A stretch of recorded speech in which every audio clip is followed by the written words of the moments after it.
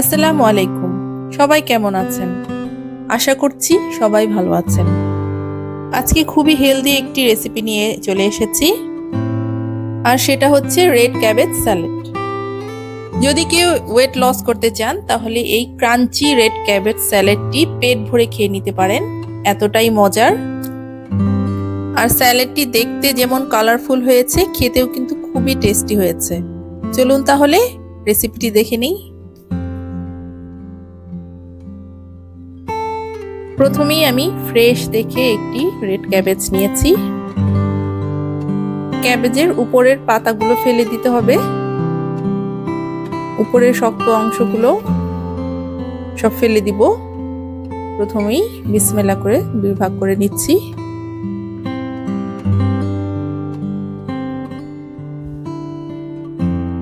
মাশাআল্লাহ, সুবহানাল্লাহ, কত সুন্দর একটি কালার। এটিকে কিন্তু পার্পল ক্যাবেজও বলা যায়। আমি অর্ধেকটা দিয়ে করছি, বাকি অর্ধেকটা রেখে দিচ্ছি।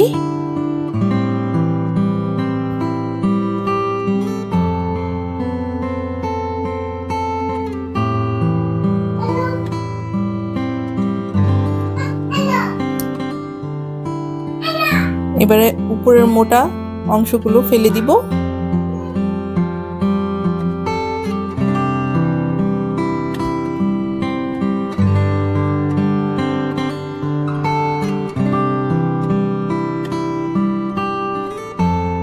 এবং কিউব করে কেটে নিচ্ছি।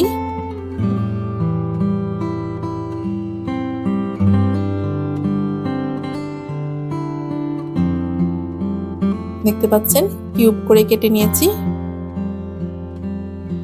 এবার স্যালাডের জন্য একটি সস তৈরি করব। নিয়ে নিচ্ছি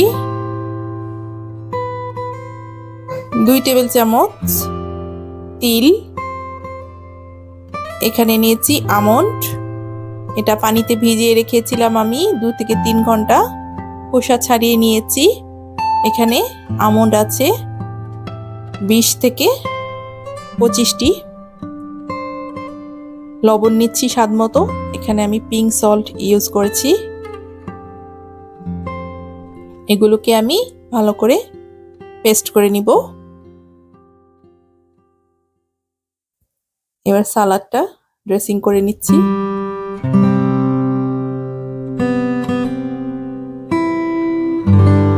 সেই কিউব করা ক্যাবেজ দিয়ে দিচ্ছি।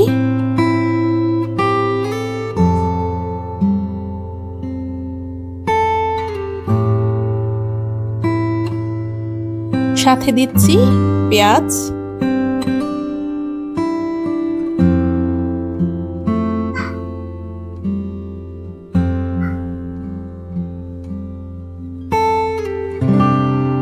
পেঁয়াজটাকেও আমি কিউব করে কেটে নিয়েছি। দিচ্ছি শসা,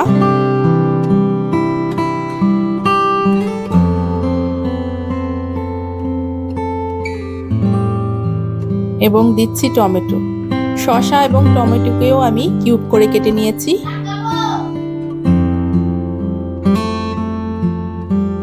এবার উপর থেকে দিয়ে দিচ্ছি সেই তৈরি করা সস, এবং দিচ্ছি চিলি সস।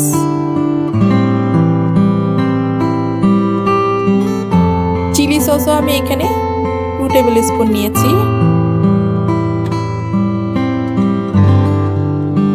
এবার ভালো মতো টস করে নিলেই হবে।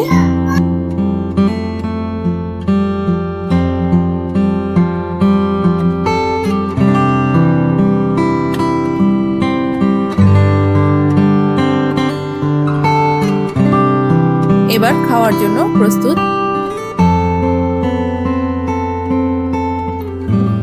তৈরি হয়ে গেল রেড ক্যাবেজ স্যালাড।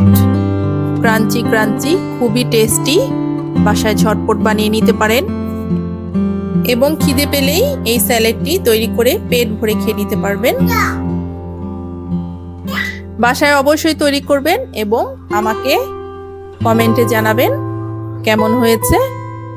আর রেসিপিটি ভালো লাগলে আমার চ্যানেলটিকে একটি সাবস্ক্রাইব করে দিবেন, লাইক শেয়ার করতে ভুলবেন না। সবাইকে আবারও ধন্যবাদ জানিয়ে বিদায় নিচ্ছি। আল্লাহ হাফেজ।